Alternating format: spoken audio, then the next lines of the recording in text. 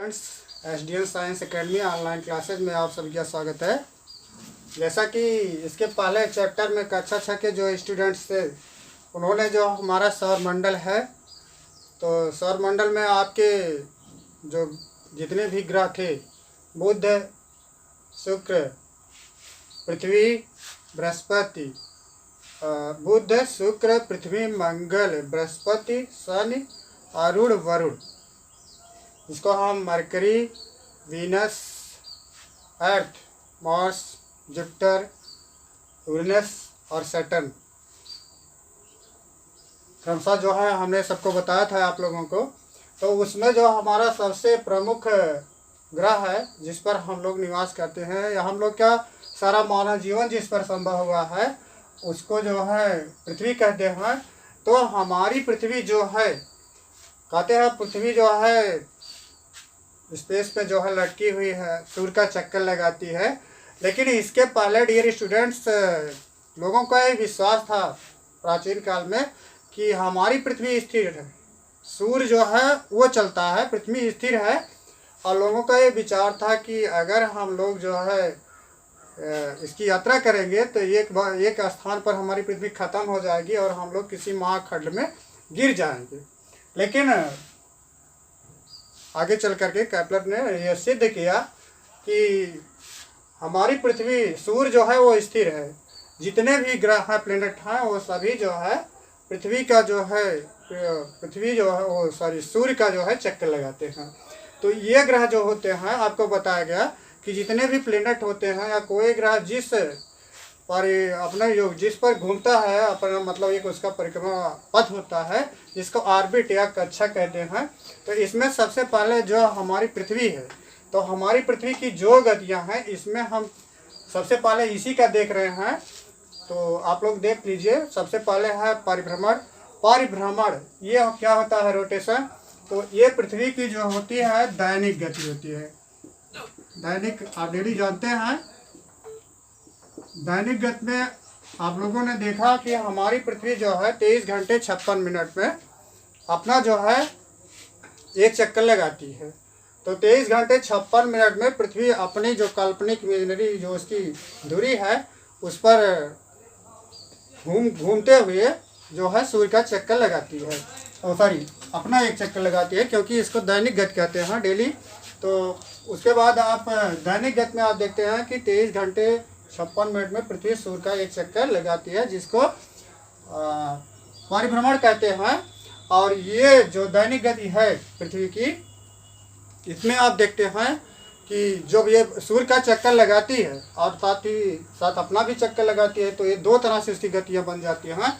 लेकिन दैनिक गति में जब करेंगे तो इसमें खाली पृथ्वी अपना ही चक्कर लगाती है, ना कि सूर्य का। तो दैनिक गति में पृथ्वी जो है अपनी दूरी पर घूमते हुए 23 घंटे 56 मिनट में अपना एक चक्कर लगाती है। और आप लोग देखते हैं कि इस गति में जो है पृथ्वी के सामने, पृथ्वी का जो भाग सूर्य के सामने आता रहता है वहाँ पर दिन और रात, दिन होता है, और जो भाग उसके सीधे पीछे हो जाता है वहाँ पर होती है रात।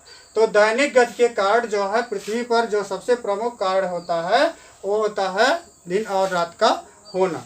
दिन और रात किस कारण होते हैं? दिन और रात पृथ्वी की दैनिक गति के कारण होते हैं। इसमें आप देखते हैं कि जो ये दिन और रात होते हैं, उदाहरण के लिए आप कोई चीज़ ऐसे कोई ऑब्जेक्ट ऐसा ले लीजिए गोला और एक तरफ से जो है लाइट फेंकिए, तो आप देखेंगे कि जिस तरफ जो है उस ऑब्जेक्ट की लाइट आ रही है, लाइट आ रहा है, उसके पीछे वाला जो भाग जहाँ पर लाइट नहीं पहुँच रही है, तो जहाँ पर लाइट नहीं पहुँच रही है वो भाग अंधेरा रहेगा, वहाँ पर रात होगी। और जो भाग जो है मतलब जो सामने प्रकाशित रहेगा तो उस पर जो है दिन रहेगा। इसमें आप तो दैनिक गति में आपको बताएगा कि पृथ्वी अपनी धुरी पर घूमते हुए 23 घंटे 56 मिनट में सूर्य का अपना एक चक्कर लगाती है। उसके बाद देखते हैं पृथ्वी पर विभिन्न समय। पृथ्वी पर विभिन्न समय, सबसे पहले आप देखते हैं प्रातः काल होता है,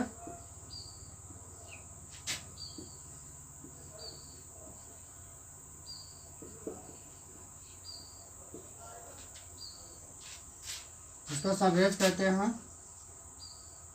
उसके बाद जो है सारी इसके पहले भी एक होता है जिसको हम उषा काल कहते हैं, जब सूर्योदय नहीं हुआ रहता है उसके पहले भी एक समय होता है जिसको डॉन कहते हैं, यानी सूर्योदय के पहले का समय जो होता है। उसके बाद प्रातः काल होता है। फिर आप देखते हैं हाँ सूर्य जो है ऐसे ऊपर बढ़ता रहता है तो आपका हो जाता है दोपहर, जिसको आप नून कहते हैं। फिर शाम होती है,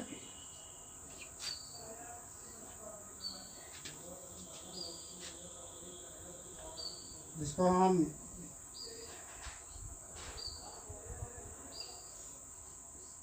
सनसेट कहते हैं। और फिर उसके बाद का भी समय होता है गोधूल कहा जाता है, जिसको डांस कहते हैं।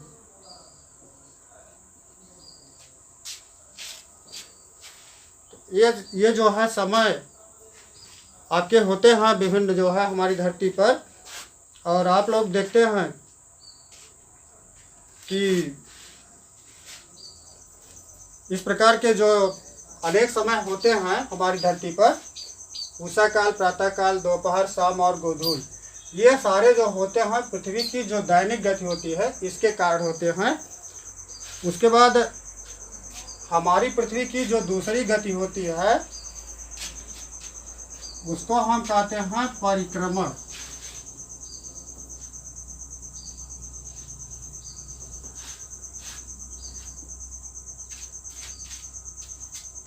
परिक्रमण एक तो आपका था परिभ्रमण,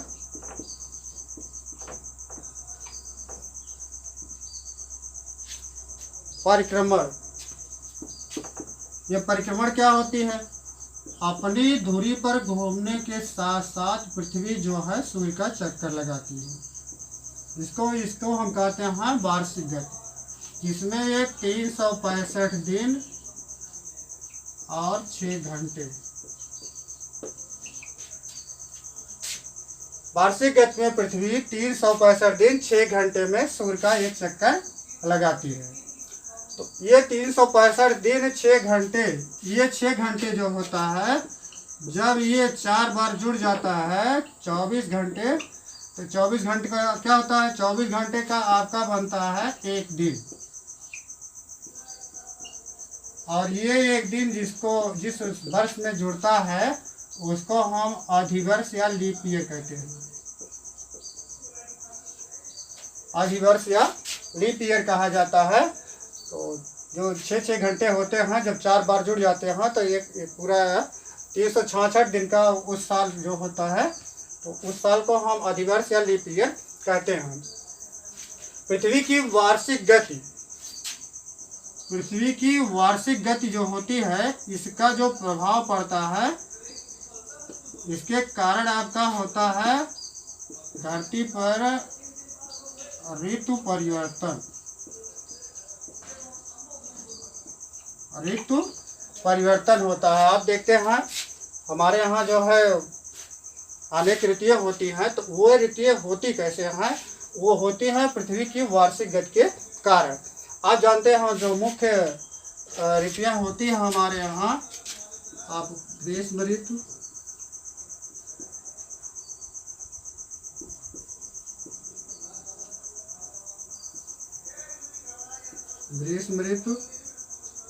उसके बाद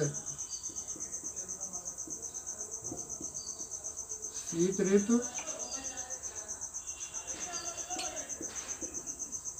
वसंत,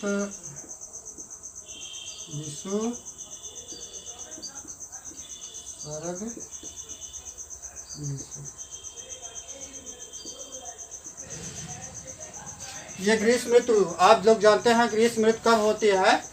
आप देखते हैं कि ग्रीष्म ऋतु में जो है सूर्य जो है सीधे जो है जो कर्क रेखा होती है 23.5 की रेखा, जिसको जो हमारे देश के बीचों बीच से गुजरती है, तो ग्रीष्म ऋतु में सूर्य जो है उत्तरी गोलार्ध में रहता है और कर्क रेखा पर सूर्य की किरणें लंबवत पड़ती हैं, जिसके कारण जो है उत्तरी गोलार्ध में उस समय जो है ग्रीष्म ऋतु रहती है, जबकि दक्षिणी गोलार्ध में शीत ऋतु हो जाती है।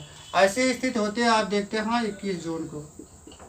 फिर उसके बाद शीत ऋतु क्या होती है? शीत ऋतु में सूर्य की किरणें जो है सीधे 23.5 अंश, जिसको दक्षिणी यानी मकर रेखा कहते हैं, वहाँ लंबवत पड़ती है। तो उत्तरी गोलार्ध जो होता है वो सूर्य का प्रकाश जो है कम प्राप्त करता है, जिसके कारण जो है उत्तरी गोलार्ध में उस समय जो है शीत ऋतु होती है। उसके बाद आप देखते हैं वसंत विषुव। विषुव माने क्या होता है?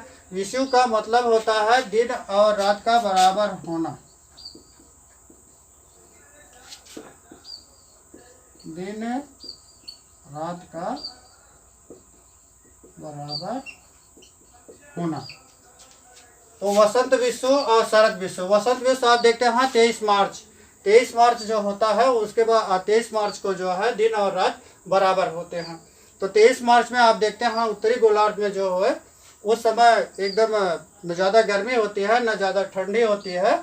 और वैसे शरद विषुव जो होता है, यानी शरद विषुव में आप देखते हैं वो 23 सितंबर के बाद जो है आप देखते हैं फिर धीरे धीरे हमारे यहाँ ठंडी ऋतु आ जाती है। तो 21 जून, 23 मार्च, 22 दिसंबर और 23 सितंबर, ये 4 ऐसे 2 में दिन और रात बराबर होते हैं। एक में जो है सबसे बड़ा दिन सबसे छोटी रात होती है, एक में सबसे बड़ी रात सबसे छोटा दिन होता है। तो इस तरह से जो 4 इसको जो है आपको वहाँ चार्ट के माध्यम से अच्छे ढंग से समझाया जाएगा आगे कि किस प्रकार से आपकी जो है ये ऋतु परिवर्तन हमारा होता है। तो हमारी पृथ्वी पर ये जो पृथ्वी की जो मुख्य गतियाँ आपकी हुई दैनिक गति और वार्षिक गति। तो दैनिक गति क्या होती है? दैनिक गति में पृथ्वी अपनी धुरी पर घूमते हुए अपना चक्कर 23 घंटे 56 मिनट में लगाती है, जिसको हम पृथ्वी की दैनिक गति या रोटेशन कहते हैं, उसको परिभ्रमण। दूसरा है परिक्रमण।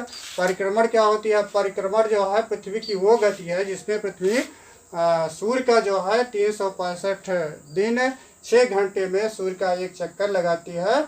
और इस गति को जो है परिक्रमण या रोटेशन कहते हैं, जो इसमें पृथ्वी जो है सूर्य का चक्कर लगाती है। तो पृथ्वी की जो दैनिक गति होती है उसके कारण दिन और रात होते हैं, जबकि पृथ्वी की वार्षिक गति के कारण पृथ्वी पर ऋतु परिवर्तन होता है।